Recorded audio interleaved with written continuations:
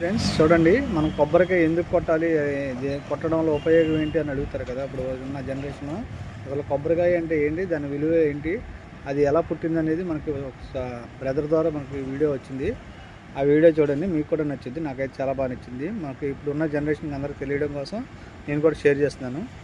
మీకు నచ్చితే లైక్ చేయండి, షేర్ చేయండి. Thank you. కొబ్బరికాయ సాక్షాత్తు శివుడు తల అని మీకు తెలుసా?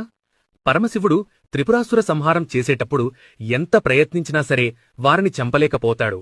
వాళ్ల ముగ్గురు ఒక వరుసలోకి రావట్లేదు.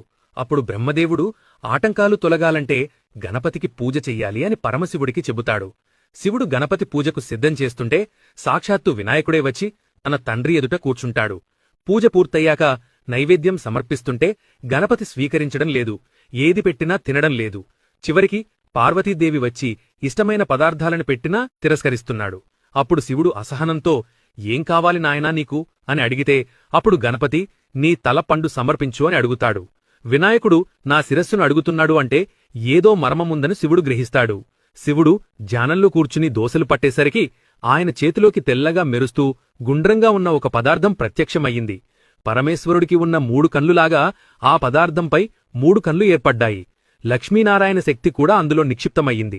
శివుడు తలపై ఉన్న గంగమ్మ అందులోకి ప్రవేశించింది. పార్వతీదేవి తినే పదార్థంలాగా అందులోకి ప్రవేశించింది. అప్పుడు ఆ పవిత్ర పదార్థాన్ని గణపతి స్వీకరిస్తాడు.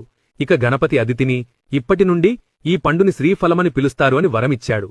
అందువల్ల అప్పటినుండి కొబ్బరికాయ లేకుండా చిన్న పూజ కూడా జరగటంలేదు. వీడియో మీకు నచ్చినట్టయితే ఓం నమః శివాయ అని కామెంట్ చేయండి.